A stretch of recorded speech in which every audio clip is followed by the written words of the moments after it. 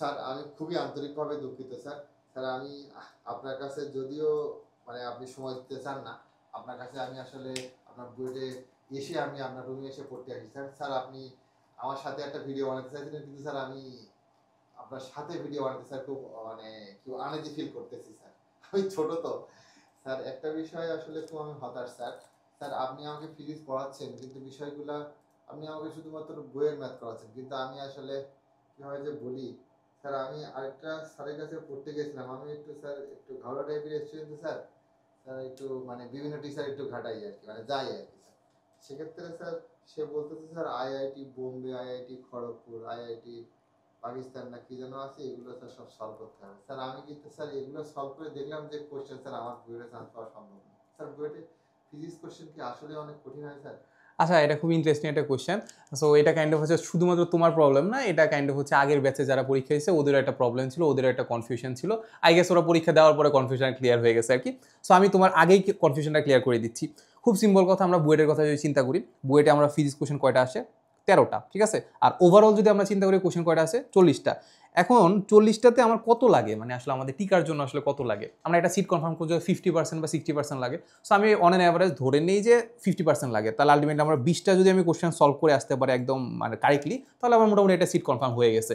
তাহলে আলটিমেটলি আমার ধরো ফিজিক্সের সবগুলো কোশ্চেন কঠিন আসছে, ঠিক আছে। ফিজিক্সের একদম 13টাই কঠিন আসছে। আমি এই কেমিস্ট্রি আর হচ্ছে আমাদের ম্যাথ দিয়ে ধরো কাভার করে ফেললাম, তাহলে আমার এখানে কয়টা হচ্ছে? 27টা। তাহলে আমি যদি মানে 27টা যদি আনসার করে আসতে পারি তাহলে কিন্তু আমার সিট কনফার্ম হচ্ছে। এখন এই ব্যাপারটা আলোচনা করার একটা বড় রিজন হচ্ছে এইটা যে মানে ফিজিক্স নিয়ে যদি আমি পড়ে থাকি তাহলে বাকি দুইটা কি করবে?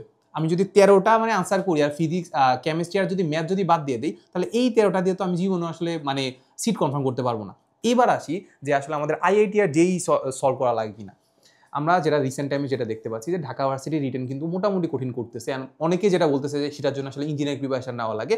আবার ইঞ্জিনিয়ারিং যেটা দেখতে পাচ্ছি ওইটাতে আলটিমেটলি আমাদের কেমিস্ট্রি খুব একটা কঠিন করতেছে না, ম্যাথে কঠিন করে, বাট ফিজিক্সটা একটু আলটিমেটলি একটু বেশি কঠিন করে। কাইন্ড অফ হচ্ছে ফিজিক্সে সিনারিও চেঞ্জ করার ব্যাপারটা আসলে খুবই সহজ আর কি।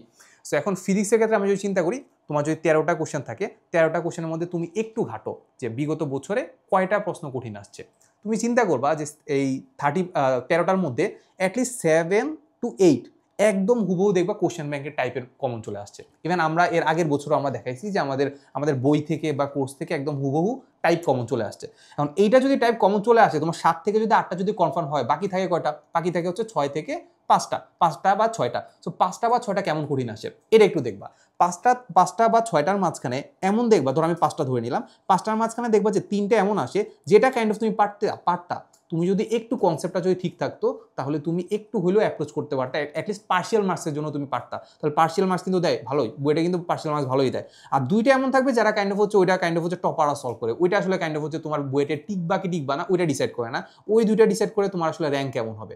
খুবই সিম্পল কথা যে তুমি অত স্যারের কথা চিন্তা করবা না যে আইআইটি যেই সলভ করা লাগে কিনা, আইআইটি যেই সলভ করতে পারো, আমি নিজেও মাঝে মাঝে সাজেস্ট করি, বাট ওইটা কখন? ওইটা যখন তুমি কলেজ লাইফে আসো, যেখানে কাইন্ড অফ তোমার কাছে অনেক সময় আছে, তোমার কনসেপ্ট বিল্ড আপে তুমি আসলে সলভ করতে পারো। বাট যেইখানে কাইন্ড অফ অ্যাডমিশন টাইমে আসলে আমাদের মেইন ফোকাসই থাকে যা যা আমি পড়ে আছি, কাইন্ড অফ যা যা আমার কাছে আছে মানে রিসোর্স আছে, ওই রিসোর্সটা কাজে লাগে জিনিসগুলোকে একটু রিঅ্যারেঞ্জ করে কাইন্ড অফ হচ্ছে আমি ওইটাকে একটা নিজস্ব টাইমের মাঝখানে সলভ করা, ঠিক আছে। তো সেই ক্ষেত্রে আলটিমেটলি আমার কাছে মনে হয় না যে আইটি যে সলভ করা লাগে। আর তোমার যদি কোনো সন্দেহ থাকে, জাস্ট কিছু করবা না, জাস্ট কোশ্চেন ব্যাংকটা দেখবা। কোশ্চেন ব্যাংকটা দেখলেই বুঝতে পারবা আসলে তোমার কতটুকু লাগতেছে কিংবা কতটুকু লাগতেছে না, ঠিক আছে।